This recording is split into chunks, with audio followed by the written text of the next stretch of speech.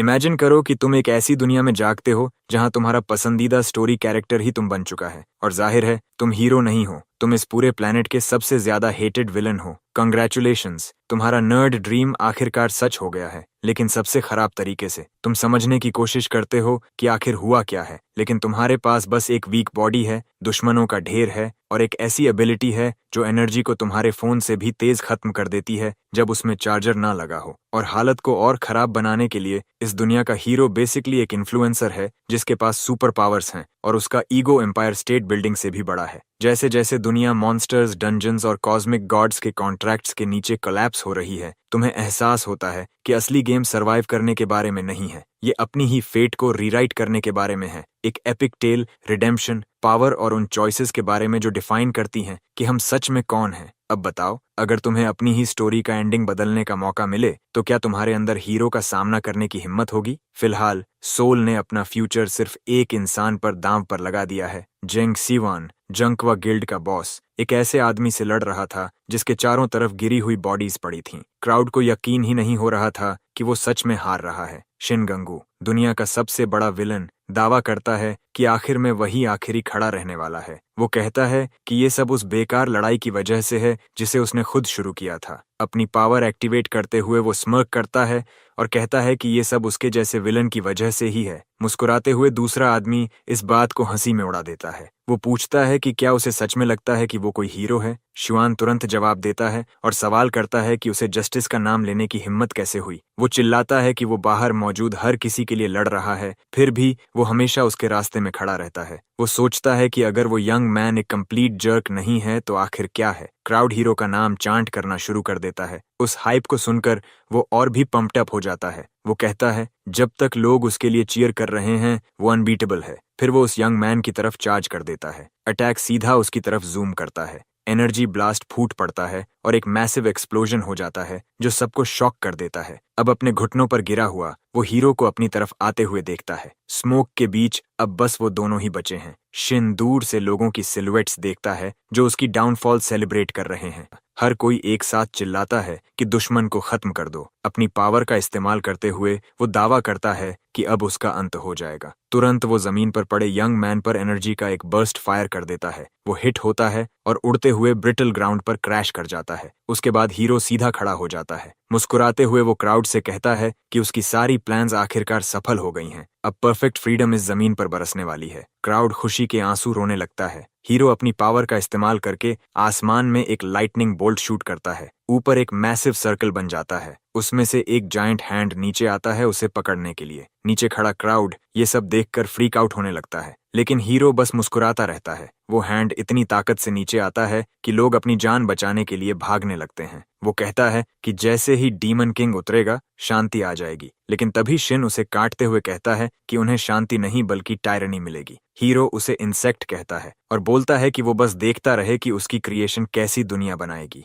Keyboard पर उंगलियां तेजी से टाइप कर रही थीं। रीडर की एक्सपेक्टेशंस जरूर टूट गई होंगी, क्योंकि प्रोटैगनिस्ट जैंग शिवन डीमन किंग का सपोर्टर था और वो और 13 स्टार्स हाई लेवल लंबे समय से चले आ रहे इविल्स थे। लेकिन फिक्शन बस एक मिरर है जो रियलिटी को रिफ्लेक्ट करता है। उस नॉवल का थीम उसकी खुद की स्टूडेंट लाइफ पर बेस्ड था। उसी समय उसने दुनिया का असली चेहरा देखा था, एक ऐसी पावर जो स्कूल वायलेंस को भी ओवरशैडो कर सकती थी और गुड और इविल को पलट सकती थी। इसी वजह से उसने उस रियलिटी को अपने नॉवल में डाल दिया, लेकिन रिव्यूज बहुत ब्रूटल थे। आखिरकार अब कुछ भी करने को बचा नहीं था। वो कमेंट्स टैब बंद करने का फैसला करता है और मेसी रूम में बिस्तर पर गिर जाता है। लेटते हुए वो किताब के बारे में और भी सैवेज कमेंट्स पढ़ना शुरू कर देता है। वो तय करता है कि इसे जाने देता है और थोड़ी नींद ले लेता है, लेकिन तभी एक जोरदार आवाज से वो अचानक जाग जाता है। जब वो अपनी आंखें खोलता है तो देखता है कि कुछ लोग पिकैक्सेस लेकर जमीन को तोड़ने की कोशिश कर रहे हैं। वो जमीन को छूता है और समझ जाता है कि ये सॉलिड स्टोन है। उसके सामने एक यंग मैन को बुरी तरह पीटा जा रहा है और उस पर इक्लिप्स के साथ छेड़छाड़ करने का आरोप लगाया जा रहा है। उस यंग मैन को देखते ही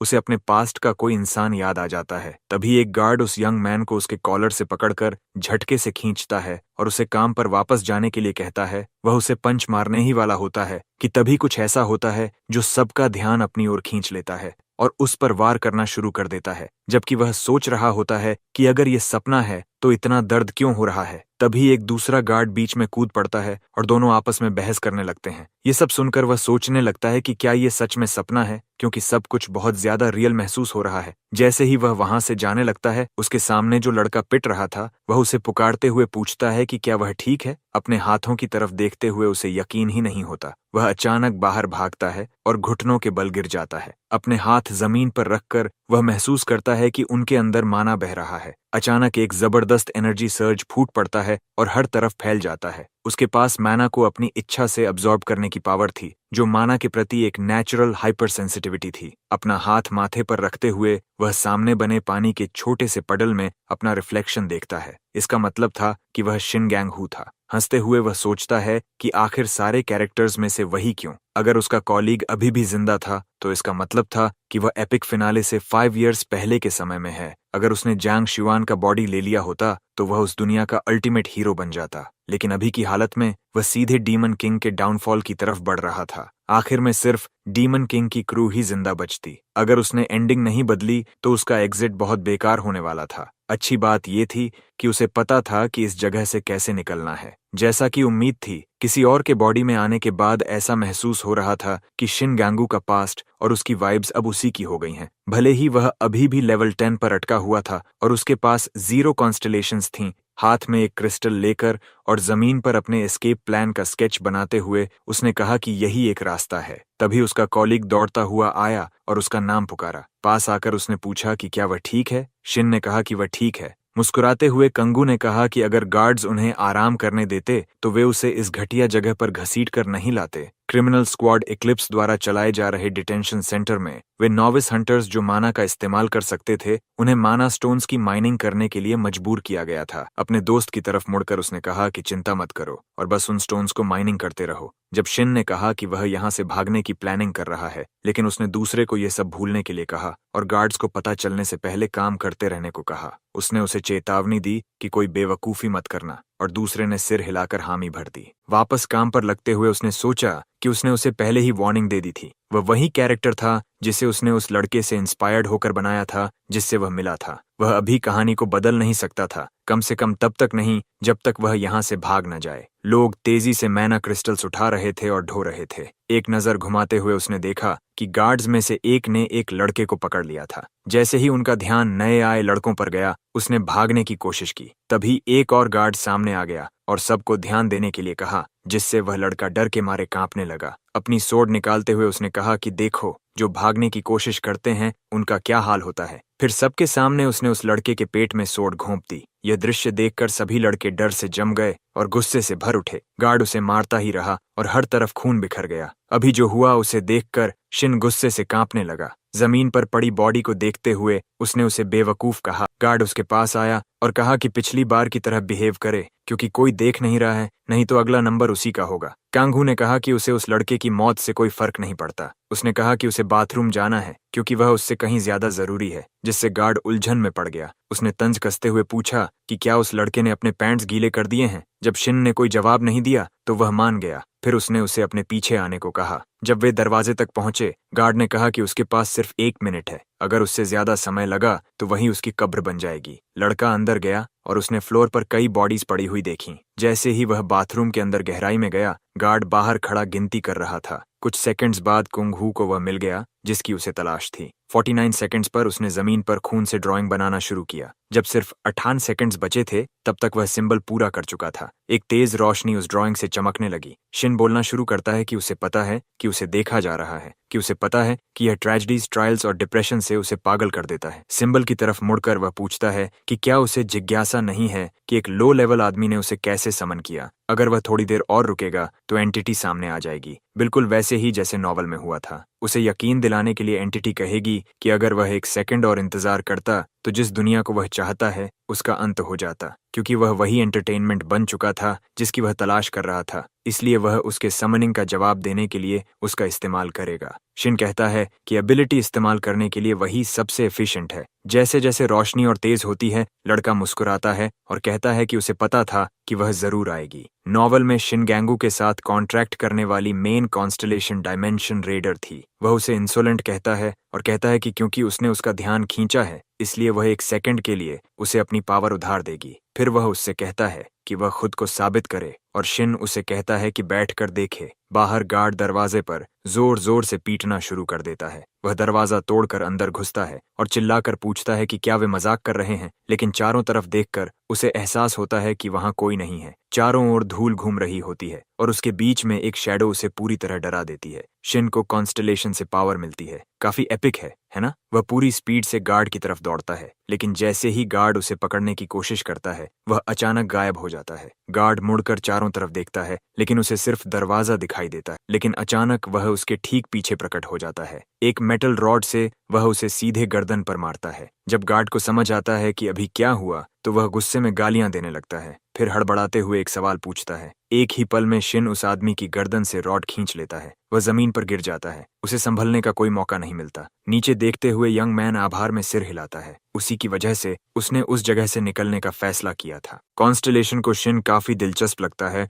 और वह डील पक्की कर देती है। इसके साथ ही कंग हू आखिरकार उस यंग मैन का बदला ले लेता है। वह नाइफ उठा लेता है और उसे उस कंपार्टमेंट में छिपा देता है जो उसने गार्ड से लिया था। सिस्टम की आवाज आती है, अ वेपन्स बिन रजिस्टर्ड। इस पल के बाद वह पीछे मुड़कर नहीं देखने वाला था, बिल्कुल नहीं। जब रात होती है शिन तैयार हो जाता है। गैस कैंस उठाकर वह हर जगह गैसोलीन छिड़कना शुरू कर देता है। अपनी एस्केप के लिए उसे सबसे पहले सेकंड क्लास गार्ड की यूनिफॉर्म चाहिए थी। इसके बाद उसका प्लान था कि क्रिमिनल फैसिलिटी को आग लगा दे। फिर वह सीधे फ्रंट गेट से भाग जाएगा। जैसे ही आग फैलने लगती है बाकी गार्ड्स दौड़ने लगते हैं। वे सब सोच रहे होते हैं कि यह किसने किया और फायर फाइटर्स को बुलाने के लिए चिल्ला रहे होते हैं। उनमें से एक चिल्लाता है कि सब लोग ऑर्डर्स फॉलो करें और क्रिमेटोरियम की तरफ जाए। सब लोग वैन में बैठते हैं और तेजी से निकल जाते हैं। तभी उसकी नजर सेकंड क्लास गार्ड पर पड़ती है। वह पूछता है कि क्या उसने उस गार्ड की जगह ली है जिसे ड्यूटी पर होना चाहिए था। गार्ड सिर हिलाकर कहता है कि बिल्डिंग 18 से कोई भाग गया है। वह बताता है कि फ्यूजिटिव नॉर्थ वेस्ट फेंस की तरफ से भागा है।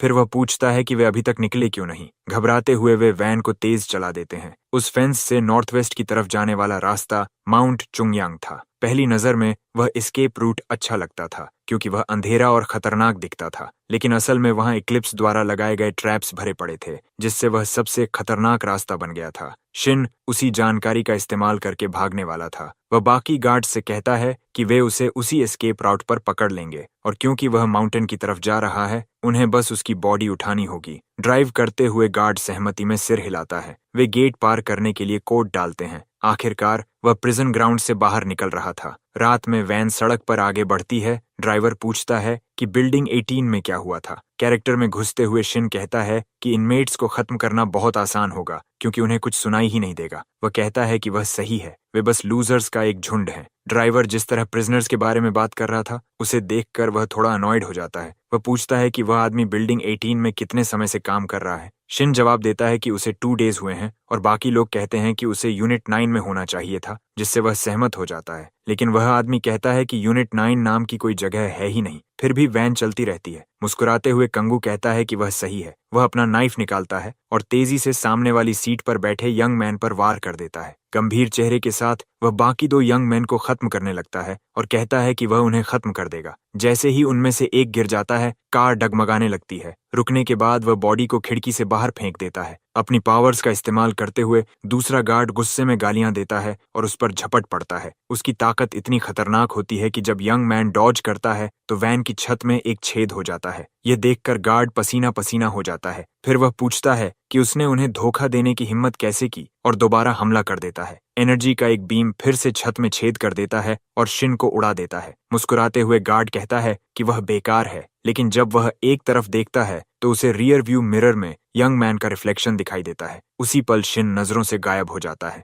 उसी समय कंगू उसके पास प्रकट हो जाता है और सोर्ड से उसकी गर्दन काट देता है, इससे पहले कि वह रिएक्ट कर सके। दोनों की आंखें एक पल के लिए मिलती हैं, जबकि यंग मैन सोर्ड निकाल लेता है। गार्ड की बॉडी खिड़की से बाहर फेंक दी जाती है। शिन को ज्यादा माना इस्तेमाल करने की वजह से चक्कर आने लगते हैं। जब वह चारों तरफ देखता है तो उसे अपनी तरफ आती हुई एक तेज रोशनी दिखाई देती है। एक कार उसकी तरफ आ रही होती है। उसे पेट्रोल की उम्मीद नहीं थी और वह मुस्कुराकर कहता है, और ऑब्स्टिकल्स आ रहे हैं। मौका देखते ही यंग मैन ढलान की तरफ फिसल कर भाग जाता है। तेजी से नीचे जाने के बाद वह जमीन पर गिरता है, लेकिन तभी एक आदमी सामने आता है और कहता है कि उसे यकीन नहीं हो रहा कि उसने 2 गार्ड्स को मार दिया और फिर भी बच निकला। उस आदमी के हाथ में एक एक्स होता है और वह उसे वर्म कहकर बुलाता है। उसके सिर के ऊपर बना रेड मार्क दिखाता है कि उसका किसी कॉन्स्टेलेशन के साथ कॉन्ट्रैक्ट है। शीन यह जानने के लिए क्यूरियस था कि उसकी पावर क्या है। उसकी कॉन्स्टेलेशन एक सॉलिड कनेक्टर थी जो माना को ट्रैक कर सकती थी। उसी स्किल की वजह से उसने उसे बहुत आसानी से ढूंढ लिया था। मुस्कुराते हुए कांगू कहता है कि यह कमाल है, जिससे दूसरा आदमी कंफ्यूज हो जाता है। वह उसकी कॉन्स्टेलेशन को देख सकता था जिससे उसने कंट्रैक्ट किया था और उसके सिर के ऊपर बना रेड मार्क भी। किसी दूसरे हंटर को मारने से वह उसकी कंट्रैक्टेड कॉन्स्टेलेशन को लूट कर सकता था। सिस्टम कहता है कि वह उस लड़के को लूट कर सकता है। ये पढ़कर वह मुस्कुराता है और सोचता है कि वह पहली बार कॉन्स्टेलेशन लूट का इस्तेमाल कर सकता है। अगर किसी का कॉन्स्टेलेशन के साथ कॉन्ट्रैक्ट होता है तो इसका मतलब होता है कि वह लेवल 100 पर है। फिर वह तेजी से भागता है, यह सोचते हुए कि उसे ल्यूर करके हमला करेगा। मुस्कुराते हुए उसका ओपोनेंट उसे पैथेटिक वर्म कहता है। एक झाड़ी में सरसराहट की आवाज आती है। वह आदमी कहता है कि वह जितना चाहे छिपने की कोशिश कर ले, क्योंकि उसकी आंखें सब कुछ देख सकती हैं जो छिपा हुआ है। जंगल के बीच वह लड़का उसे ढूंढना शुरू करता है। स्किल का इस्तेमाल करके वह पेड़ों को स्कैन करता है और सोचता है कि वह कहाँ छिपा होगा। ध्यान से देखने पर इंफ्रारेड उसे एक पेड़ के पीछे किसी की मौजूदगी दिखाता है। वह दौड़कर जाता है और एक्स को पेड़ पर फेंकते हुए चिल्लाता है कि उसने उसे ढूंढ लिया है, लेकिन पास जाकर वह देखता है कि पूरा पेड़ ही कट चुका है और वहां कोई नहीं है। वह सोचता है कि वह अचानक कहां गायब हो गया। उसके नीचे शिन सोर्ड को सीधा उसकी गर्दन की तरफ घुमा देता है। उसे यकीन नहीं होता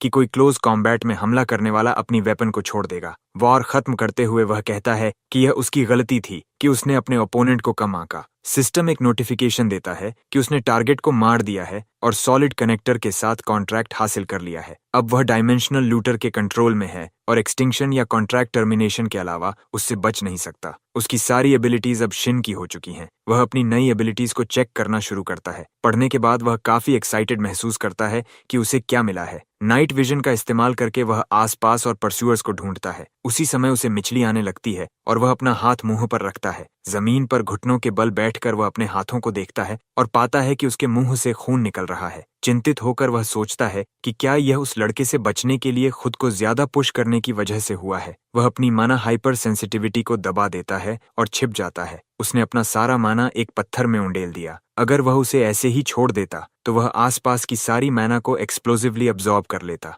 इसलिए उसे जल्दी से अपनी माना हाइपर सेंसिटिविटी को दबाना पड़ा और उस पत्थर को दूर फेंकना पड़ा। उसी की वजह से वह उसे अपनी तरफ खींचने और खत्म करने में कामयाब हुआ, लेकिन उसके पास पहुंचने के लिए उसे शॉर्ट डिस्टेंस जंप इस्तेमाल करना पड़ा, जिसने उसके शरीर को उस हालत में पहुंचा दिया। अगर वह खुद को थोड़ा और पुश करता तो वह पूरी तरह खत्म हो जाता। थोड़ा चलते हुए उसे सड़क की तरफ से एक आवाज सुनाई देती है। वह एक ट्रक था जो उस सैंड को ट्रांसपोर्ट करता था जिससे माना स्टोन्स को प्यूरिफाई किया जाता है। एक क्लिफ के किनारे तक दौड़ते हुए वह सड़क की तरफ छलांग लगा देता है। जल्दी से वह सैंड पर उतर जाता है। वहीं लेटे हुए वह सोचता है कि उसने 3 लोगों को खत्म कर दिया है और ऐसा नॉवल में कभी नहीं हुआ था। उसे यकीन करना था कि जब वह अपनी नॉलेज का इस्तेमाल करके लेवल अप कर रहा हो तब फ्यूचर बदल ना जाए। इस दुनिया में उसकी वीक हालत को देखते हुए ऐसा कोई मौका नहीं था कि फ्यूचर उसकी वजह से बदल जाए। जैसे ही ट्रक आगे बढ़ता है शिन हंसने लगता है। थोड़ा रिलैक्स्ड महसूस करते हुए वह आसमान और सामने के व्यू को देखने लगता है जो बेवजह बहुत सुंदर लग रहा था। कंपनी में आदमी कहता है कि उन्हें माना स्टोन्स निकालने के लिए और लोगों की जरूरत है और सबको काम पर वापस लग जाना चाहिए। उसके पीछे उसका एम्प्लॉय सहमति में सिर हिलाता है। उसके जाने के बाद आदमी कहता है कि जो प्रिजन से भागा है वह काफी क्लेवर है, क्योंकि उसने उन्हें पूरी तरह सरप्राइज कर दिया और कॉन्फिडेंस के साथ फ्रंट गेट से बाहर निकल गया। शिन अपने डेस्टिनेशन पर पहुंचता है पूरी तरह थका हुआ और सोचता है कि यह उसे मार ही देगा। माना का ज्यादा इस्तेमाल करने की वजह से उसकी स्टेमिना आसानी से रिकवर नहीं हो रही थी। वह सोचता है कि वह लेवल 10 का असैसिन है जिसकी स्टेमिना लगभग खत्म हो चुकी है।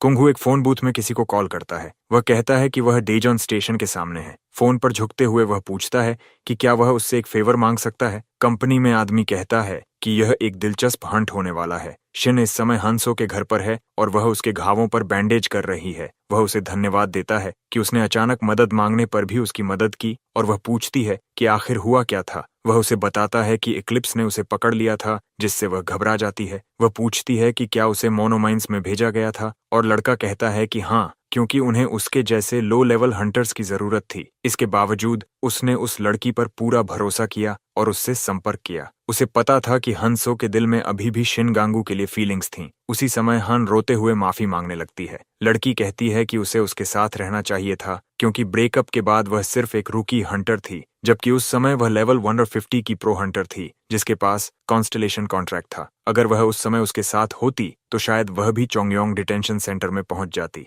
लड़का उसे उठाते हुए कहता है कि उन्हें ज्यादा करीब नहीं आना चाहिए, क्योंकि इक्लिप्स हर जगह है। बिना उसकी तरफ देखे वह कहता है कि जब वे रिलेशनशिप में थे तब उसका गिल्ड हर कदम बहुत सावधानी से रखता था, जैसे एग शेल्स पर चल रहे हों, और अब भी वह एक गिल्ड के साथ ही जुड़ी हुई है। घबराते हुए हन पूछती है कि क्या उसका किसी गिल्ड में शामिल होने का कोई प्लान नहीं है। वह सुझाव देने लगती है कि वे दोनों साथ काम कर सकते हैं, लेकिन वह उसे बीच में ही रोक देता है। वह कहता है कि उसे पास्ट में अटके नहीं रहना चाहिए। यह सुनकर लड़की की आंखों से फिर आंसू बहने लगते हैं। खुद को संभालते हुए वह कहती है कि उसे ऐसे जवाब की उम्मीद थी। हन बताती है कि उसने उसके लिए सब कुछ अरेंज कर दिया है। उसका एक दोस्त है जो लीडर है और सारी डिटेल्स फोन में हैं। आंसुओं भरी आंखों के साथ वह उससे कहती है कि वह अपना ख्याल रखे और सुरक्षित रहे। वह मुस्कुराकर उसे भी यही कहता है। एक टैक्सी रोककर वह ड्राइवर से कहता है कि उसे डीजॉन स्टेशन जाना है। ड्राइवर पूछता है कि क्या वह रेडियो चला सकता है, और लड़का कहता है कि चला लो। रेडियो चालू होते ही न्यूज आती है कि योंगवा गिल्ड ने पिंक व्हाइट कॉरपोरेशन के सभी लोगों को खत्म कर दिया है। साथ ही यह भी बताया जाता है कि डे ऑफ जजमेंट आ चुका है। कार के अंदर ड्राइवर अपनी पत्नी से कहता है कि उसे कुछ अजीब लग रहा है,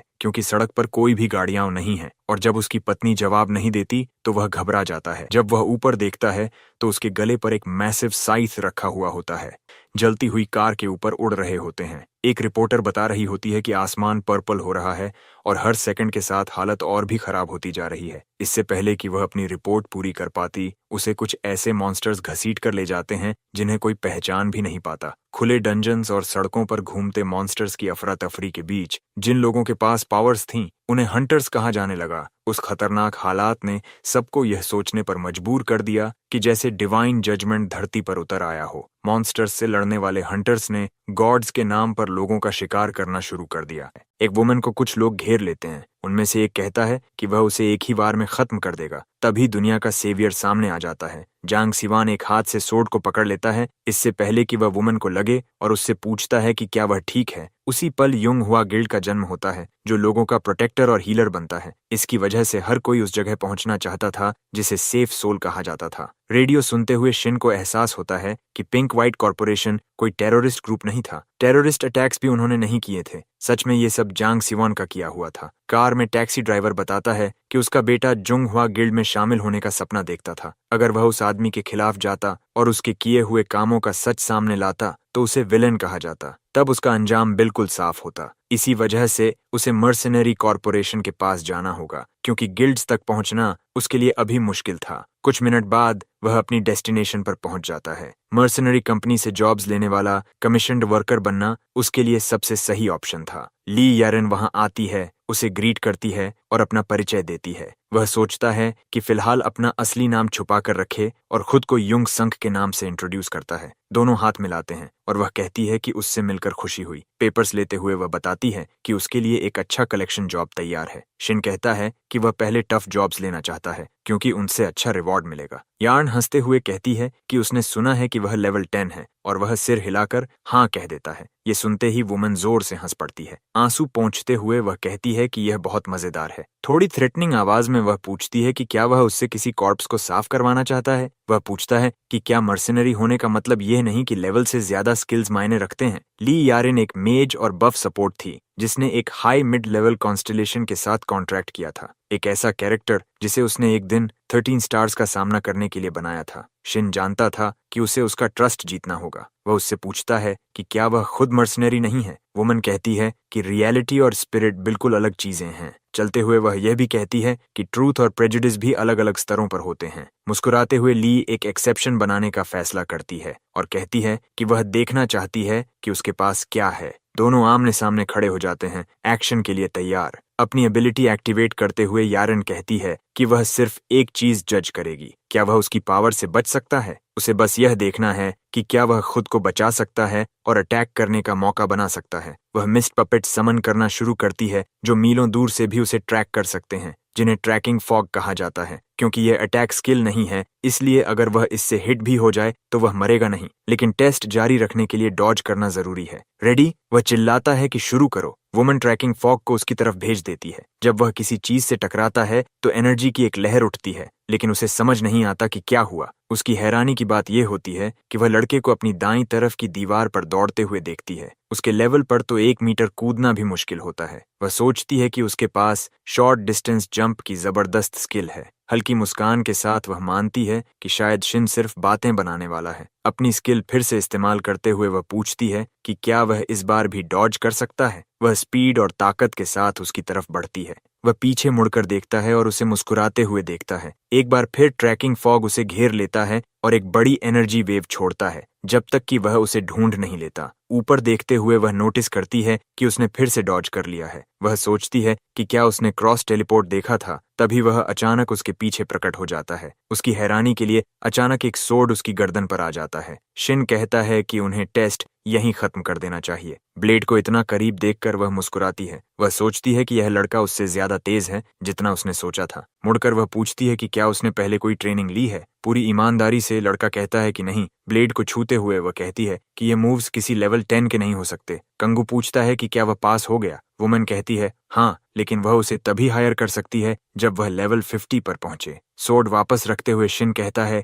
कि यह ठीक है। तभी वह मिरर में लड़के की तरफ देखती है और पूछती है कि क्या उसे बुलेट प्रूफ ग्लास पसंद है, क्योंकि उसके पीछे एक शूटर खड़ा है। जब वह कहता है कि उसे इक्लिप्स से बहुत प्यार मिलता है तो उसे एहसास होता है कि यह एक टर्फ वॉर है। एक पेपर खोलते हुए वह कहती है कि यह एक कमीशन है जिसमें एक वांटेड क्रिमिनल को ट्रैक करना है। वह उसे पेपर देती है और कहती है कि यह बहुत यूजफुल होगा। अबैंडन्ड रूइंस में किम मुखियन है जो लेवल 50 का मेज है और रिक्वेस्ट है 3rd क्लास वसारो शूज को रिकवर करने की। इसे पढ़ते हुए शिन पूछता है कि क्या उसे जिंदा वापस लाना है। चारन कहती है कि वह उसे वहीं खत्म कर सकता है क्योंकि वह कई सिविलियन डेथ्स के लिए जिम्मेदार है और सिक्योरिटी एजेंसी को इससे कोई समस्या नहीं होगी। उत्साहित होकर वह कहता है कि वह तुरंत शुरू करेगा। वह उसे चेतावनी देती है कि यह आसान नहीं होगा क्योंकि वह आदमी छिपा हो सकता है। जगह बहुत बड़ी है, लेकिन उसके लिए यह ट्रैक करने के लिए कोई खराब डंजन नहीं है। कुंग-हू ने नॉवल में उस जगह को हाइड आउट के रूप में इस्तेमाल किया था और वहाँ कुछ यूजफुल मिडिलमैन भी हैं।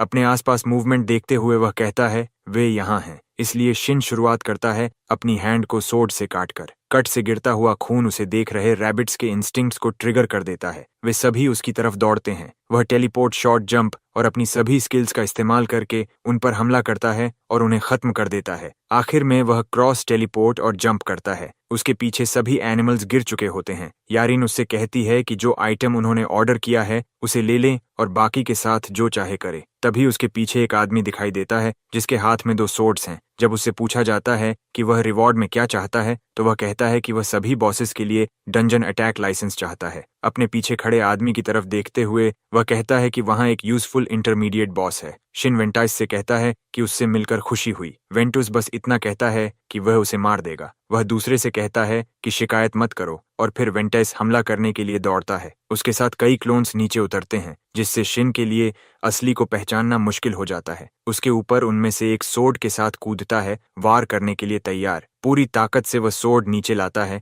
लड़के को मारने के लिए, लेकिन कांगू क्रॉस टेलीपोर्ट का इस्तेमाल करके बच जाता है। यह एक सिंपल फुल फोर्स अटैक जैसा लग सकता है, लेकिन वह देख सकता है कि असली वाला उसकी तरफ आ रहा है। शॉर्ट डिस्टेंस जंप का इस्तेमाल करते हुए वह उसके सामने प्रकट होता है और उसके स्टमक पर वार करता है। वह सोर्ड से फिर हमला करने की कोशिश करता है लेकिन चूक जाता है। फिर से डॉज करते हुए शिन कहता है कि वह सिर्फ नाम का इंटरमीडिएट बॉस था। उसे समझ आ गया था कि फ्रंटल फाइट बहुत रॉ थी। जैसे ही वे उसके पीछे होते हैं, कंग-हू उसकी बैक पर कदम रखता है और ठीक उस वूंड पर पैर रखता है जो उसने नाइफ से बनाया था। वेपन इक्विप करते हुए वह उसके हेड पर वार करता है। प्लान काम कर जाता है और बूम सोर्ड उसकी बैक को भेद देती है। शिन पीछे हट जाता है और उसका ओपोनेंट पीछे गिर जाता है। उसके गायब होते ही सिस्टम नोटिफिकेशन देता है कि उसने टारगेट से इल्यूजन स्किल हासिल कर ली है। वह उत्साहित महसूस करता है और थोड़ी देर आसपास देखने के लिए रुकता है। उसके पीछे एक ग्लो उसकी नजर में आता है। जब वह झुककर उस ग्रीन लाइट को देखता है तो उसे पता चलता है कि वह सेलेसियम है।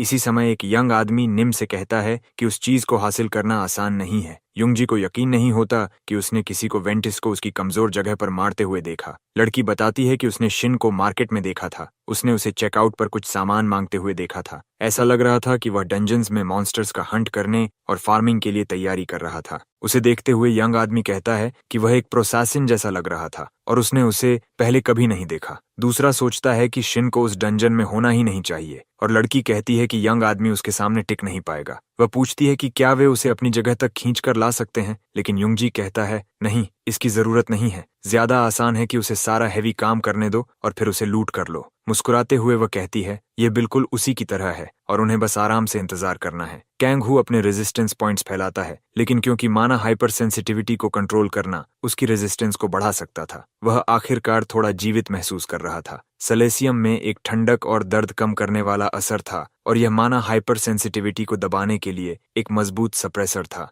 एक नॉर्मल डंजन ढूंढना मुश्किल था और क्योंकि यह नेचुरली बढ़ता था इसीलिए इसे बल्क में प्रोड्यूस करना कठिन था। लेकिन पूरे देश में सिर्फ एक व्यक्ति था जो जानता था कि इसे कैसे उगाया जाए और वह ग्राउंड जीरो पर थी। वह जगह पहले एक डिमिलिटराइज्ड जोन थी और यहाँ से बहुत दूर थी। अगर लड़ाई के दौरान उसकी हाइपर सेंसिटिविटी एक्टिवेट हो जाती तो वह एक पल में खत्म हो जाता। वहां से निकलते हुए वह कहता है कि अभी उसे सबसे ज्यादा जरूरत कैश की है। यूराइन कहती है कि 1 साल पहले कॉल्स इतने बुरे नहीं थे, लेकिन अब हालात लगातार खराब होते जा रहे हैं। दूसरी तरफ मौजूद व्यक्ति कहता है कि उन्हें इक्लिप्स वाइब्स महसूस हो रही हैं और यह और भी खराब हो सकता है। कार के मिरर को देखते हुए वुमन कहती है कि वह ठीक है, उसे हर समय सतर्क रहना आदत बन गई है। गैस दबाते हुए वह एक आवाज सुनती है जो पूछती है कि क्या उसके पास रिकमेंड करने के लिए कोई हंटर है, क्योंकि उनके पास लोगों की बहुत कमी है। जब यारिन गलियों में तेजी से मुड़ती है, वह व्यक्ति कहता है कि वह उससे संपर्क किए बिना नहीं रह सका। वह शुरू में कहती है कि उसे यकीन नहीं है। शिवान उसे कहते हुए सुनता है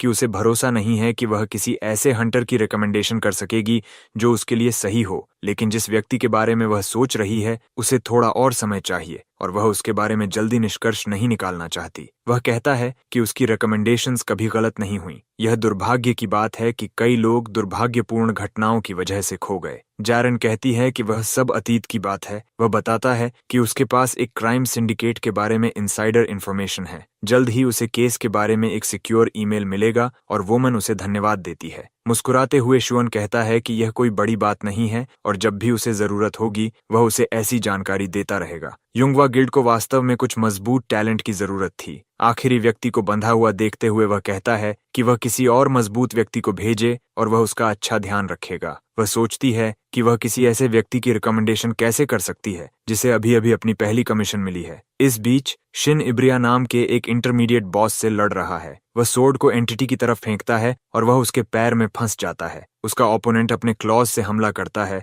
और एब्डक्शन एबिलिटी का इस्तेमाल करके उसे पकड़ने की कोशिश करता है, लेकिन वह उसके आर पार निकल जाता है और पीछे पड़े स्टोन्स को पकड़ लेता है। उसे वहां न देखकर आइब्रिया चौंक जाती है। फिर वह स्टोन्स के ढेर को उठाकर उसकी तरफ फेंकने लगती है। यंग मैन इल्यूजन मैजिक का इस्तेमाल करके वहां से हट जाता है। क्योंकि एब्डक्शन एबिलिटी ने एक बड़ा ओपनिंग छोड़ दिया था, वह उस मौके का फायदा उठाने के लिए तैयार था। एंटिटी उसकी तरफ स्टोन फेंकती है। वह तेजी से उसी जगह आता है जहां यंग मैन भाग रहा था। वह आगे की तरफ छलांग लगाकर बच जाता है। उसी समय स्टोन जमीन से टकराता है और टुकड़ों में टूट जाता है। क्योंकि उसने इल्यूजन मैजिक इस्तेमाल किया था, जिस व्यक्ति को स्टोन लगा था वह सिर्फ उसके क्लोन्स में से एक था। ये देखकर इब्रिया हैरान हो जाती है। कांग हू क्रॉस टेलीपोर्टेशन का इस्तेमाल करके उसके पीछे पहुंच जाता है। तुरंत वह सोर्ड पकड़ता है और उसे एंटिटी की पीठ में घोंप देता है। अचानक हुए हमले से वह चौंक जाती है। यंग मैन सोर्ड को बाहर निकालता है और उसका शरीर जमीन पर गिर जाता है। लड़ाई के बाद वह अपने सामने खड़ी स्कैफोल्डिंग को देखता है।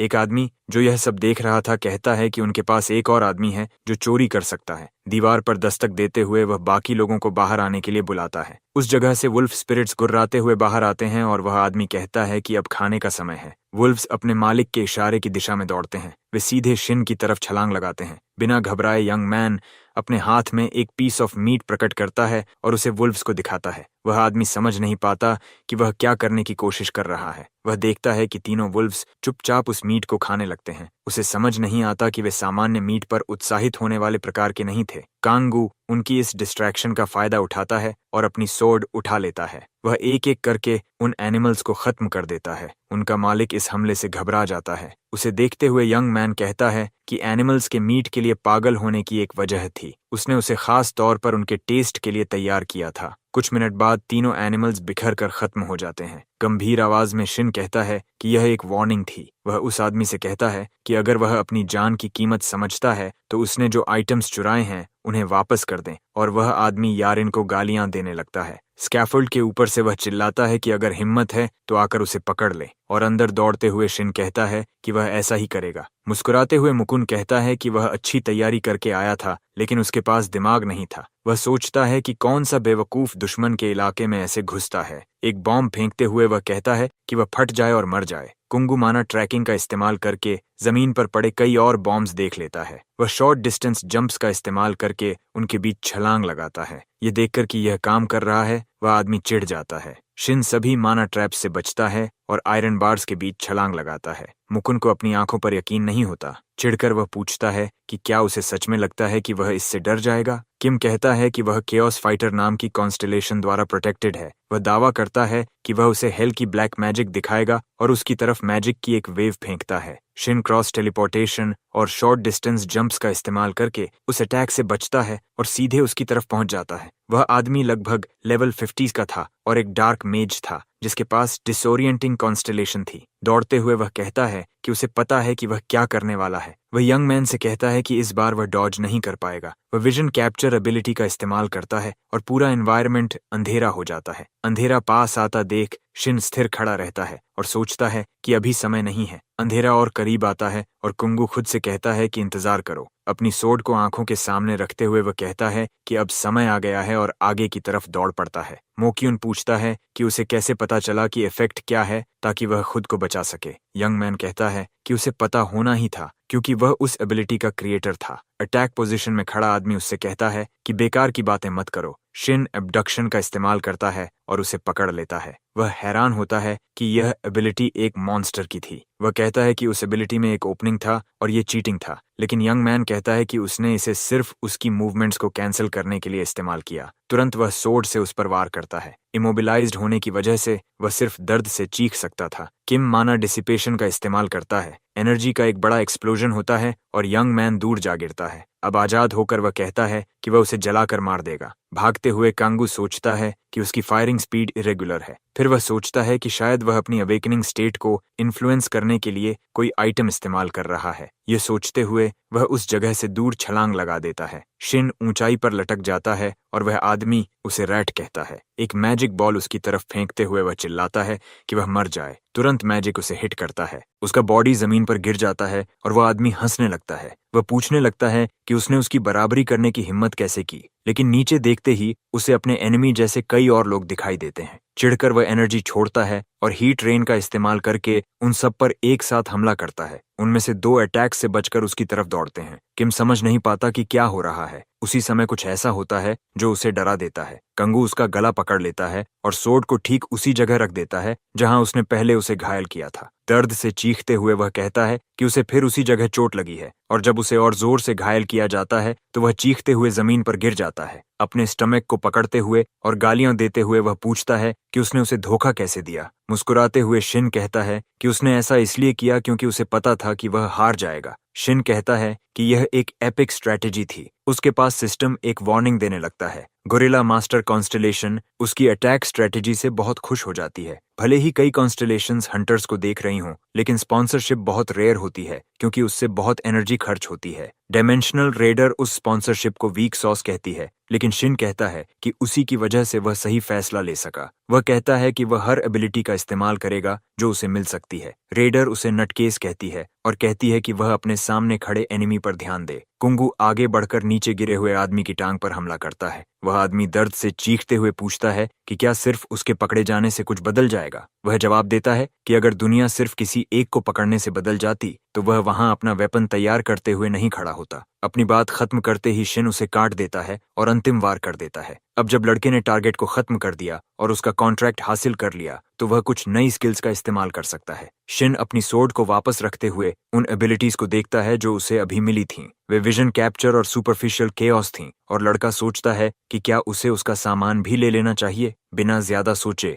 वह एनिमी के कपड़ों में से गियर निकालने लगता है। लूट निकालने के बाद लड़का सोचता है कि लेवल 50 होने के हिसाब से उसके ओपोनेंट के पास काफी अच्छे आइटम्स थे। वह कहता है कि इन ग्लव्स के साथ वह डैगर से मना थ्रेड जोड़ सकता है। आर्मर उसकी एनर्जी को बढ़ाएगा और रिंग उसकी रेजिस्टेंस को बढ़ाएगी। आखिर में वह गॉड ऑफ ईविल का एक टैलिस्मन निकालता है जो हर सेकंड एक माना खर्च करके स्किल कूल डाउन को कम कर देता है। सभी आइटम्स पहनने और चेक करने के बाद कंगू स्टैट्स को फिर से देखता है और कहता है कि यह आइटम सबसे अच्छा बफ था जो उसे मिल सकता था। लड़का सोचता है कि उसने सब कुछ ले लिया है और रैंक 9 आइटम्स को बेच देना चाहिए और अगर वह लेवल 20 तक पहुंच गया तो यह शानदार होगा। अपने नए आउटफिट में उस जगह से निकलते हुए वह सोचता है कि इस तरह वह अल्टीमेट असैसिन स्किल का इस्तेमाल कर सकेगा। अब सड़कों पर उसे अजीब लगता है कि आसपास कोई मॉन्स्टर नहीं है, जबकि यह क्लॉड रैबिट जोन था। दूर एक मैग्नीफाइंग ग्लास की चमक उसकी नजर में आती है। एक बिल्डिंग के ऊपर एक हंट्रेस अपने बॉस से पूछती है कि क्या वे जल्दी खत्म कर सकते हैं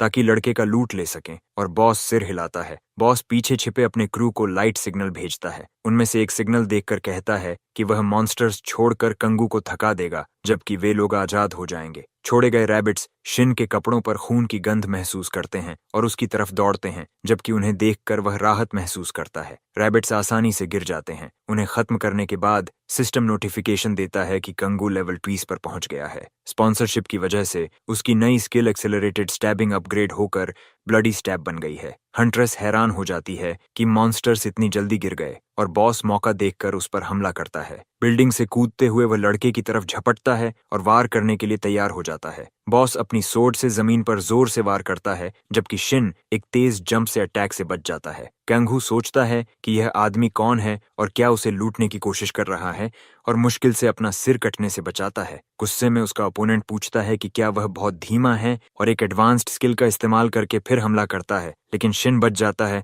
और उस पर ब्लडी स्टैब लगा देता है। क्योंकि एनिमी की रिकवरी एबिलिटी 10 हिट्स के बाद खत्म हो जाती, वह सोचता है कि उसे लगातार हमला करना होगा, लेकिन बॉस उस अटैक को हंसकर टाल देता है और हंट्रेस आत्मविश्वास से कहती है कि बॉस एक बजर्कर है जो लड़ाई के साथ और मजबूत होता जाता है। थोड़ी देर बाद ओपोनेंट फिर हमला करता है जिसे लड़का डॉज कर लेता है और सोचता है कि वह सच में बजर्कर कहलाने लायक है, लेकिन उसके वाइल्ड स्विंग्स बहुत ओपनिंग्स छोड़ते हैं और वह बॉस पर फिर वार करता है। वह लगातार उसे उकसाता है और हमला करने को कहता है, लेकिन लड़का सोचता है कि उसे बस 4 और हिट्स करने हैं। जैसे ही वह करीब आता है, ओपोनेंट को महसूस होता है कि कुछ गड़बड़ है क्योंकि उसकी विजन धुंधली होने लगती है। कुंग हू उसके बिल्कुल पास पहुंचकर विजन कैप्चर स्किल का इस्तेमाल करता है जिससे वह इनकैपेसिटेटेड हो जाता है। फिर वह सुपरफिशियल केओस स्किल एक्टिवेट करता है जिससे वह पूरी तरह कंफ्यूज्ड हो जाता है। इन सभी ओपनिंग्स का फायदा उठाकर शिन कई बार हमला करता है। बर्जरकर भले ही उसे स्टैब्स महसूस नहीं होते, फिर भी अपनी सोर्ड घुमाता रहता है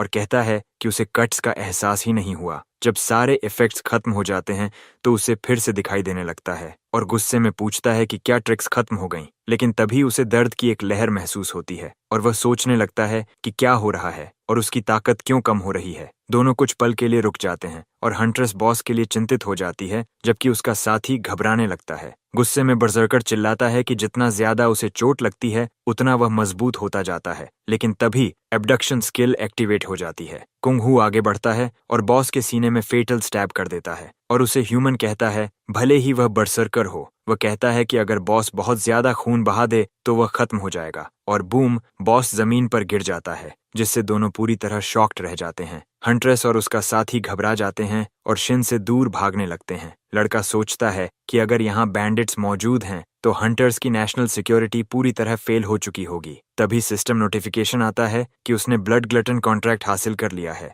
कंगू काफी एक्साइटेड होता है और अपनी कॉन्स्टलेशन से कहता है कि उसने एक ही दिन में 2 हासिल कर ली। वह कहता है कि अब तो उसे स्पॉन्सरशिप मिलनी चाहिए, लेकिन लूटर उसे सिर्फ एक वियर्डो कह देते हैं। एब्जॉर्प्शन और असैसिनेशन स्किल्स के लिए मशहूर यह आदमी अब भी जो कुछ हुआ उसके बारे में सोचता है। वह घुटनों के बल बैठे आदमी से बात करते हुए कुछ अच्छे लूट उठाने की बात करता है, जिनमें एक मैजिक रेजिस्टेंस ब्रेसलेट भी शामिल है। स्पीड बढ़ाने वाले शूज के अलावा उसके पास एक ग्लव भी है जो उसकी फिजिकल रेजिस्टेंस बढ़ाता है। वह सोचता है कि अगर इस ग्लव को थ्रोइंग वाले ग्लव के साथ मिलाया जाए तो डिफेंस और अटैक दोनों का बैलेंस बन सकता है। इस सेटअप के साथ वह मुश्किल एनिमीज को ज्यादा एफिशिएंट और स्ट्रेटेजिक तरीके से हैंडल कर सकता है। वह सोचता है कि क्या उसे कमीशन खत्म कर देना चाहिए और एक्साइटेड महसूस करते हुए चलना शुरू कर देता है। डेजॉन में दूर कई बिल्डिंग्स दिखाई देते हैं और सामने एक चौड़ी सड़क फैली हुई है। मैजिक शूज तेज रोशनी से चमकने लगते हैं, जिससे आसपास के लोग उसे देखने लगते हैं। वुमन हैरान हो जाती है और विश्वास नहीं कर पाती कि उसने वार्डो शूज इतनी आसानी से ढूंढ लिए। वह बस एक सिंपल और पोलाइट थैंक यू कहकर उनकी छोटी सी बातचीत खत्म कर देता है। सनकी कहता है कि पहला कमीशन आमतौर पर एक छोटा टेस्ट होता है और उसने इसे आधे लोगों से बेहतर तरीके से पूरा किया। वह यह भी कहता है कि पहला कमीशन लेने वाले 50% लोग मर जाते हैं और उस वुमन के कोल्ड और कैलकुलेटिंग दिमाग की वजह से हाई रैंक कमीशंस में उसकी सक्सेस रेट बहुत ऊंची है। वादा निभाते हुए ब्लैक कपड़े पहने वुमन उसे एक डंजन अटैक पास देती है जहां कई इंटरमीडिएट बॉसेस हैं। वह सावधानी से उसे सभी डॉक्यूमेंट्स देती है जिनकी उसे मिशन के लिए जरूरत होगी। गैपयोंग स्टेशन के पास मूर ऑफ हाउलिंग विंड्स में 4 इंटरमीडिएट बॉसेस और एक फाइनल बॉस हैं। शिनगैंगू पेपर पढ़ता है जबकि वह पूछती है कि क्या उसे पढ़ना पसंद आ रहा है। हल्की मुस्कान के साथ वह सोचता है कि यह ऐसा डंजन है जहां से वह 5 एबिलिटीज हासिल कर सकता है। इसलिए वह कहता है कि आइटम को अगले दिन सुबह के लिए रिजर्व कर दिया जाए ताकि जरूरत पड़ने पर वह तैयार मिले। बातचीत जारी रखते हुए वह सोचता है कि क्या वह सच में खरीदने वाली है और उसके फैसले को लेकर थोड़ा क्यूरियस होता है। किम मुकुंद ने सच में काफी आइटम्स इकट्ठा किए थे और वह इसमें एक अच्छा डील का मौका देखती है। वे दोनों एक नए मिशन के बारे में बात करने लगते हैं और डिटेल्स ध्यान से देखते हैं। प्रोटैगनिस्ट उस पेपर पर एक आदमी की तरफ इशारा करता है जो उसने उसे दिया था। उसका नाम हो जुंग टी है और उसके खिलाफ नेशनल आइटम्स चोरी करने और बॉडीली हार्म करने के आरोप हैं। सनकुई कहता है कि उसका हाइड आउट ढूंढना मुश्किल होगा क्योंकि वह ज्यादा दिखाई नहीं देता, लेकिन यह समस्या नहीं है क्योंकि उसे ट्रैक करने का तरीका मौजूद है। जिन आइटम्स की उसे जरूरत नहीं थी उन्हें बेचने के बाद उसने 250 मिलियन वॉन कमा लिए। फोन कॉल करते समय वह सोचता है कि इस पैसे से उसे अपनी सिक्योरिटी बढ़ानी चाहिए। दूसरी तरफ से आवाज आती है और पूछती है कि कौन बोल रहा है। प्रोटैगनिस्ट तुरंत कहता है कि वह 10 सेलेसियम खरीदना चाहता है और जगह यांगन स्टेशन है। एक मूंछों वाला आदमी जवाब देता है कि उसे समझ आ गया और जल्दी से कॉल खत्म कर देता है। कॉल के बाद वह सोचता है कि डंजन इन्वेजन से पहले अभी समय है। वह तय करता है कि क्लब हेडीज में जाकर ड्रिंक लेगा और कुछ जानकारी भी इकट्ठा करेगा। अचानक 2 लोगों के बीच एक जोरदार लड़ाई शुरू हो जाती है और सबका ध्यान उधर चला जाता है। लंबे भूरे बालों वाला आदमी बुरी तरह घायल होता है और उसके आसपास चिल्लाने लगता है। बाकी लोग उस लड़ाई को देखकर बहुत उत्साहित होते हैं और ऐसे चीयर करते हैं जैसे सुपर बोल चल रहा हो। शिनगैंगहू लाल बालों वाले बारटेंडर से कहता है कि वह अपनी सारी रकम बेट करना चाहता है। अजीब सी नजर के साथ वह सेलेसियम बर्स्ट का एक ग्लास मांगता है। बेनी नाम की लड़की ये अनयूजुअल ऑर्डर सुनकर हैरान हो जाती है। हंसते हुए वह कहती है कि उस ड्रिंक का टेस्ट बहुत अजीब होता है और आमतौर पर कोई उसे ऑर्डर नहीं करता। वह सोचने लगता है कि ऐसे क्लब्स में बारटेंडर्स के पास अक्सर अच्छी जानकारी होती है, लेकिन यह जानकारी अभी वेरीफाई नहीं हुई थी, इसलिए उसे इसकी सच्चाई पर थोड़ा शक था। तभी वह फिर से अपनी आंखें फैलाता है क्योंकि उसने कुछ ऐसा देखा जिससे वह हैरान रह जाता है। उसके सामने अचानक एक नया कैरेक्टर दिखाई देता है और उसकी अनएक्सपेक्टेड एंट्री देखकर वह पूरी तरह चौंक जाता है। शॉर्ट हेयर और टाइट ड्रेस पहने एक वुमन बार पर आराम से बैठी हुई है। वह इक्लिप्स के एग्जीक्यूटिव मेंबर कांग डोंग युन की राइट हैंड वुमन है, जिसे हंटिंग डॉग चाओही कहा जाता है। अपना ड्रिंक उठाते हुए मेन डूड सोचने लगता है कि क्या इक्लिप्स उसका पीछा कर रहा है। मुस्कुराते हुए रेड हेयर्ड बारटेंडर कहती है कि उसके जैसे हैंडसम आदमी को इस क्लब में फिर से देखना मुश्किल होगा। क्यूरियस होकर वह पूछता है क्यों, और वह बताती है कि उसने सिर्फ रूमर्स सुने हैं। सीक्रेट बताने के अंदाज में झुककर वह कहती है कि इक्लिप्स क्लब को अपने कब्जे में लेने वाला है। वह जोड़ती है कि उनकी योजना शायद बार में मौजूद हंटर्स को अलग अलग करना और उन्हें माइन तक घसीट कर ले जाना है। ये बिल्कुल इक्लिप्स के ह्यूमन ट्रैफिकिंग जैसा लगता है। अचानक उसे समझ आता है कि चाशी वहां क्यों थी। वह सोचता है कि सबसे समझदारी यही होगी कि इस खतरनाक जगह से जितनी जल्दी हो सके निकल जाए। अचानक कुछ होता है और बारटेंडर तथा मेन डूड दोनों मुड़कर देखने लगते हैं कि क्या हो रहा है। उसे एहसास होता है कि हालात बहुत खराब हो गए हैं और वह घबराने लगता है। काले कपड़ों में हथियार लिए लोगों का एक ग्रुप अचानक क्लब में घुस आता है। सबकी नजरें उन पर टिक जाती हैं। तभी कोई चिल्लाता है कि क्या यह इक्लिप्स है। एक बारटेंडर डरकर भाग जाता है और केओस से सब लोग उत्तेजित हो जाते हैं। एक आदमी खतरनाक मुस्कान के साथ सबको सावधान रहने की चेतावनी देता है। घबराहट फैल जाती है और बार के लोग भागने लगते हैं, जिससे एक भयानक लड़ाई शुरू हो जाती है। सूट पहने एक आदमी खुद को बचाने की कोशिश करता है और डर से कांप रहा होता है। आखिरी कोशिश में वह पूरी ताकत से काले कपड़ों वाले आदमी पर झपटता है। हथियारों की टक्कर की आवाज गूंजती है, जैसे कोई गलत दिशा में गया रॉक कॉन्सर्ट हो। चश्मा पहने आदमी हवा में कुछ अजीब महसूस करता है। शिन गैंग-हू उसके ठीक सामने खड़ा है और दोनों की नजरें मिल जाती हैं। एक्स पकड़े वह पूछता है कि क्या मेन डूड अपनी मौत से मिलना चाहता है, लेकिन शिन उससे भी तेज निकलता है और क्रॉस टेलीपोर्टेशन अटैक कर देता है। दुश्मन पूरी तरह कंफ्यूज्ड हो जाता है और समझ ही नहीं पाता कि क्या हुआ। उसे पता भी नहीं चलता और अचानक उसे एक जोरदार वार लगता है। जब तक वह जमीन पर गिरता है तब तक बहुत देर हो चुकी होती है। चेसी दूर से यह सब केओस देख रही होती है, बिल्कुल शांत, और हर मूव को कैलकुलेट कर रही होती है। वह पूरे सीन को एनालाइज कर रही है और चेस मास्टर की तरह अपना अगला कदम सोच रही है। फिर वह अपनी छिपी हुई जगह से बाहर आती है। वह मेन डूड के पीछे बिल्कुल बिना आवाज किए पहुंचती है। वह उसकी प्रेजेंस महसूस करता है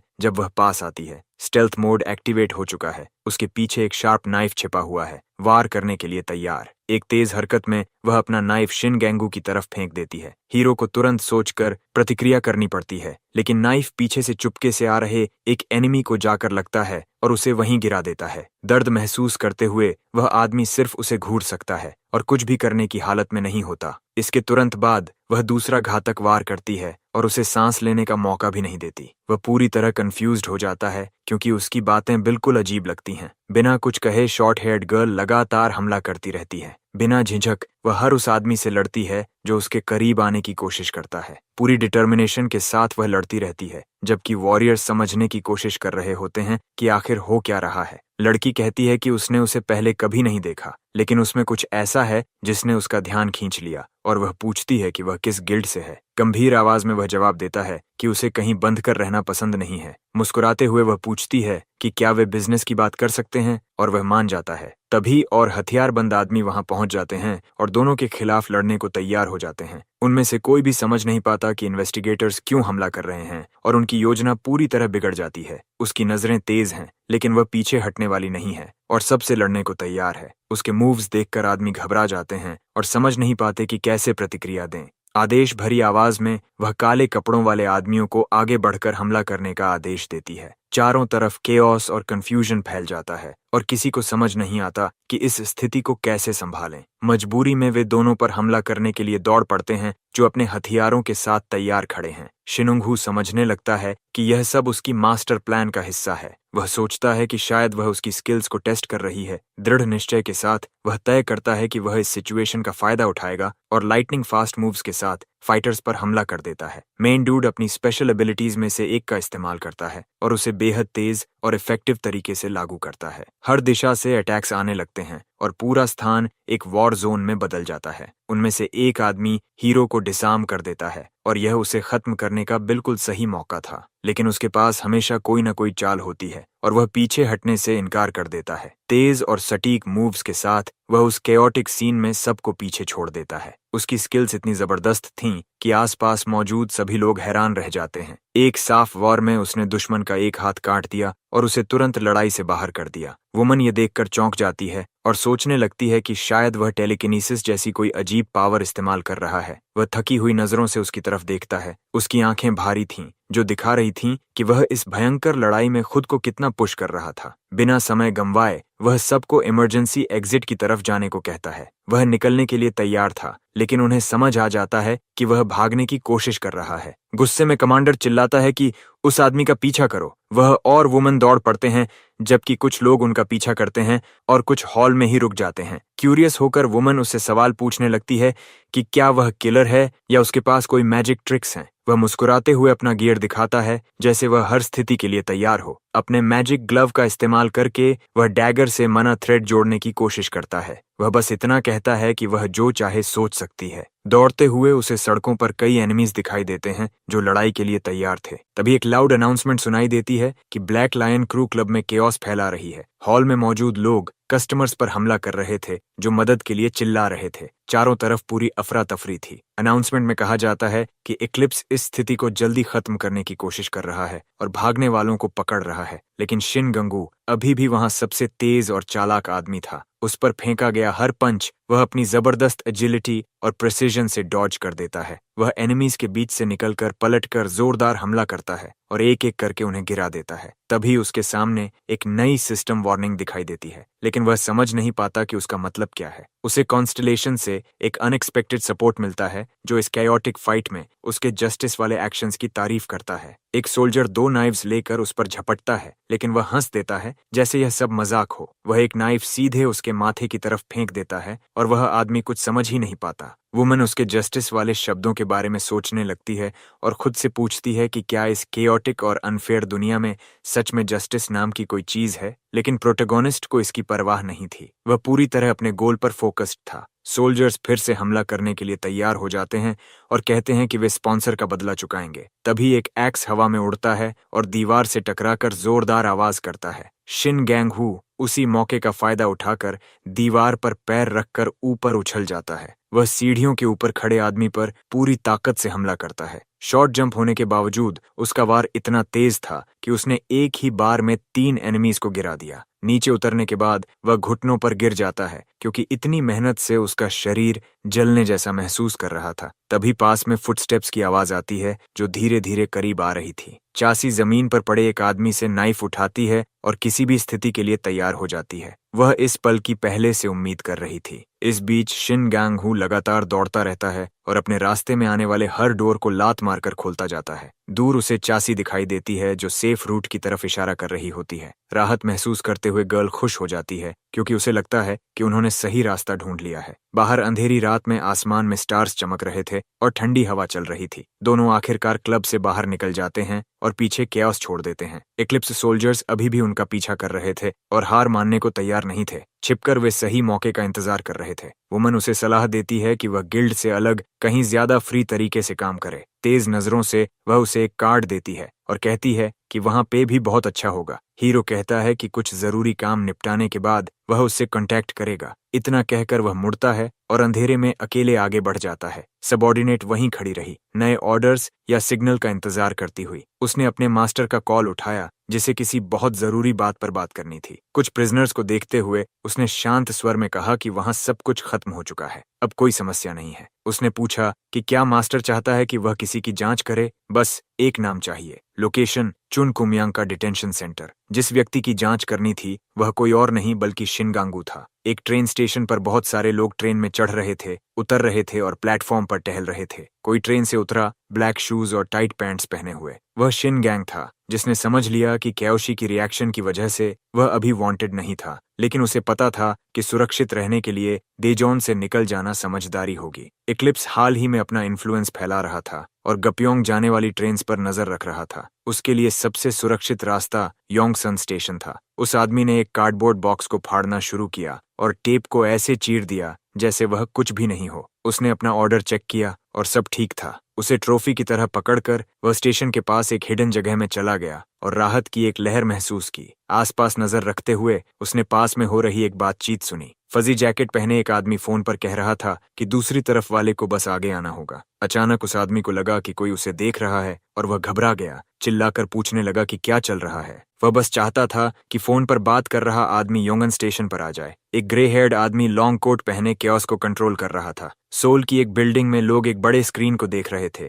वहीं जुंगवा गिल्ड के डंजन्स थे जहां सिक्योरिटी बहुत कड़ी थी, लेकिन वही एक जगह भी थी जहां नेशनल सिक्योरिटी एजेंसी सच में अपना काम करती थी। एक बड़ा मार्केट चलाती थी और प्राइसेस को बहुत ऊंचा रखती थी। मेन कैरेक्टर को एहसास हुआ कि उसे प्रैक्टिकल यूसेज डेट को छोड़कर कुछ बदलना होगा। वह अपनी यूनिक स्किल्स और उन आइटम्स के बारे में सोचने लगा जो उसने समय के साथ इकट्ठा किए थे। दृढ़ निश्चय के साथ उसने उन आइटम्स में से एक उठाया और अपने फैसले का वजन महसूस किया। बिना किसी हिचकिचाहट के उसने उस आइटम को एक हाथ से तोड़ दिया, अपनी ताकत और डिटर्मिनेशन दिखाते हुए। उसके लिए वह ताकत आने वाली किसी भी चीज का सामना करने के लिए काफी थी। अगर वह 30 मिनट से ज्यादा कॉम्बैट से बाहर रहता तो उसकी रिकवरी स्पीड 2 गुनी हो जाती। बाकी हंटर्स के विपरीत उसे मना की चिंता नहीं करनी पड़ती थी, क्योंकि उसके पास स्पेशल एबिलिटीज थीं। टैगर को मजबूती से पकड़े वह शहर की खाली सड़कों पर चलता रहा। तभी अचानक कुछ ऐसा हुआ जिसने उसे चौंका दिया और वह वहीं रुक गया। एक फैमिली वहां से गुजर रही थी और बच्चा डिनर के लिए चिकन मांग रहा था। मां मुस्कुराकर कहती है कि हाँ,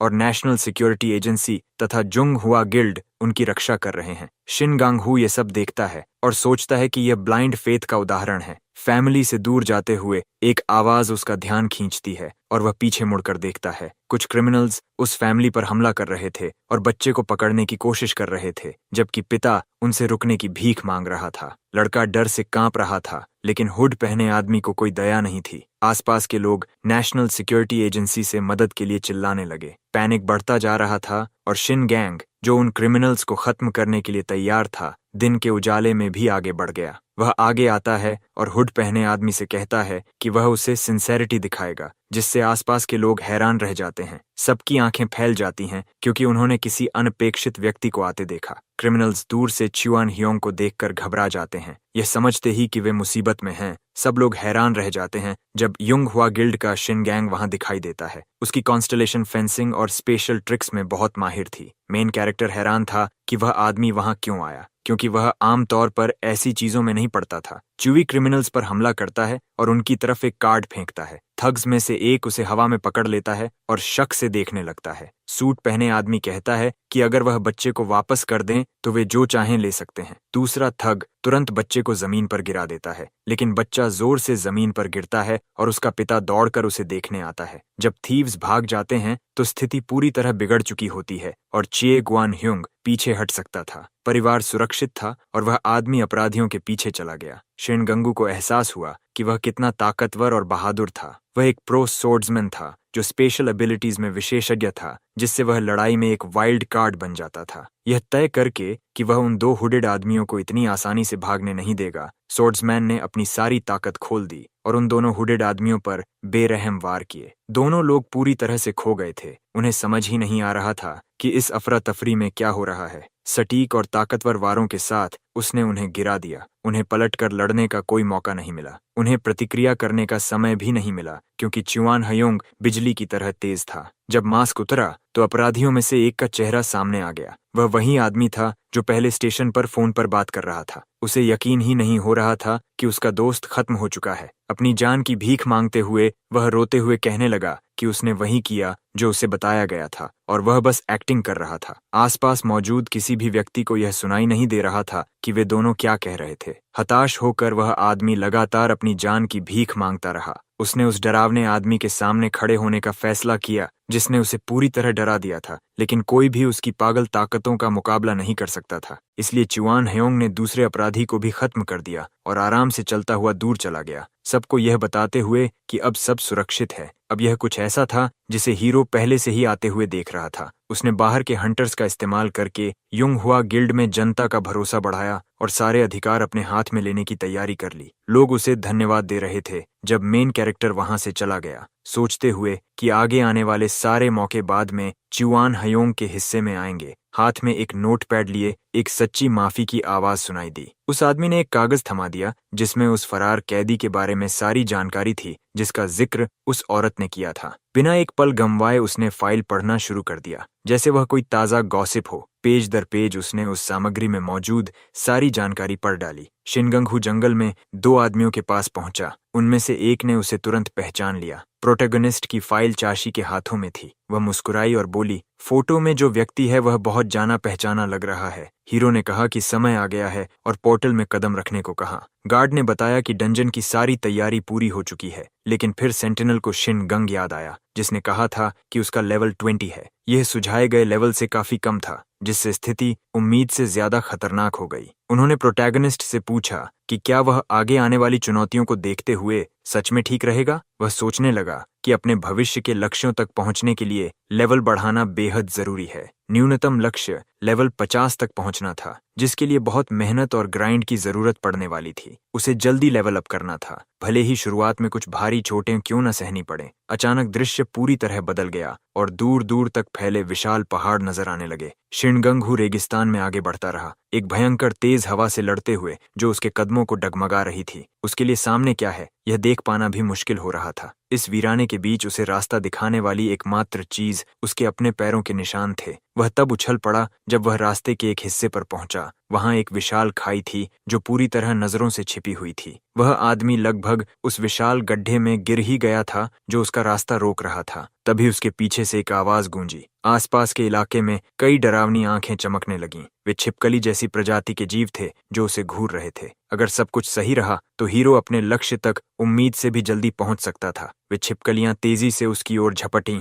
पूरी ताकत से हमला करने के लिए तैयार। इस बीच चासू ही अभी भी उस फरार अपराधी के बारे में जानकारी खंगाल रही थी। वह पीछा करने के विश्लेषण के नतीजों के बारे में और जानना चाहती थी। उस आदमी का मानना था कि शिनगंग ने लेवल 100 हंटर को भी चकमा दे दिया था, जो बेहद ज्यादा माना वाला व्यक्ति था। फिर भी वह समझ नहीं पा रहा था कि उसने सिर्फ लेवल 10 स्किल्स के साथ अगले मिशनों को कैसे पूरा कर लिया। एक तस्वीर का बारीकी से विश्लेषण किया जाने लगा। चासोई ने मदद के लिए डायरेक्टर को धन्यवाद दिया। साथ ही उसने यह भी बताया कि वह कुछ दिन पहले उस फरार व्यक्ति से मिल चुकी थी। उसने यह भी जोड़ा कि उसे लगा था कि वह लेवल 100 पर है, और डायरेक्टर हैरान रह गया। इसलिए उसे वह जानकारी नहीं मिली जो उसे दी गई थी, और उसे वह पूरी तरह बेकार लगी क्योंकि रिसर्चर्स तो कैरेक्टर का लेवल भी पता नहीं लगा पाए थे। पहाड़ों में वापस हीरो अपने स्किल्स का इस्तेमाल करते हुए खुद को बचाता रहा। छिपकलियों ने हमला किया, लेकिन उसकी ताकत बिल्कुल अलग स्तर की थी। डैगर ने उनमें से एक को बिल्कुल सही निशाने पर मारा।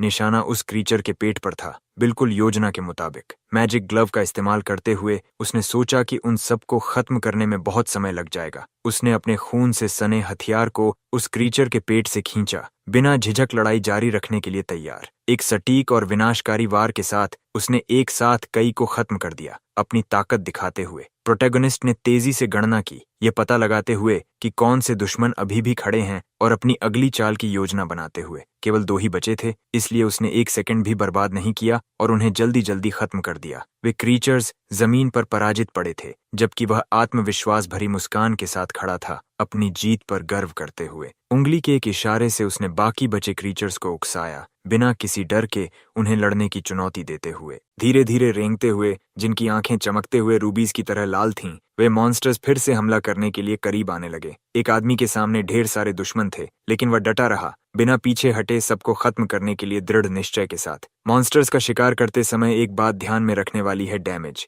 भले ही मॉन्स्टर मर जाए, अगर आपने उसे कोई डैमेज नहीं दिया तो सिस्टम मानता है कि आपने उसका शिकार नहीं किया। लेकिन अगर आप एक वार भी कर देते हैं, चाहे थोड़ा ही सही, तो उससे आपको अच्छे रिवॉर्ड्स मिल सकते हैं। प्रोटैगनिस्ट भाग पड़ा, उन छिपकलियों से दौड़ते हुए जो उसके पीछे लगी थीं। वे उसके पीछे कूदती और दौड़ती रहीं, लेकिन उसे इसकी जरा भी चिंता नहीं थी। उसने उस छोटी दूरी की छलांग को शानदार तरीके से पूरा किया और विशाल खाई के ऊपर से बड़ी सफाई से निकल गया। जैसे ही वह पार हुआ, उसका पीछा करने वाले क्रीचर्स एक एक करके गिरने लगे, बिल्कुल भी उसका साथ नहीं दे पाए। लेकिन वह दूसरी तरफ पहुंच गया, उन्हें पीछे छोड़ते हुए। जो छिपकलियां उसका पीछा कर रही थीं, वे गहरी खाई में गिर गईं। उस गिरावट से उनके बचने का कोई सवाल ही नहीं था, बिल्कुल भी नहीं। मिशन पूरा हो गया। उसने एक कॉमन मॉन्स्टर को खत्म कर दिया था। इस चुनौती को एक प्रो की तरह समाप्त करते हुए हर मॉन्स्टर के गिरते ही उसकी नई अचीवमेंट की नोटिफिकेशन सामने आने लगी। उसकी योजना पूरी तरह सफल रही और अब वह लेवल 27 पर पहुंच चुका था।